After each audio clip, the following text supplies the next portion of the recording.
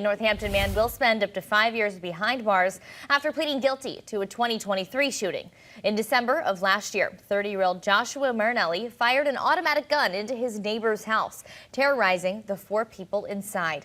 Martinelli was sentenced to 3 to 5 years in prison, followed by 5 more years of probation, and he must stay away from the victims, take part in mental health treatment, and partake in random drug testing.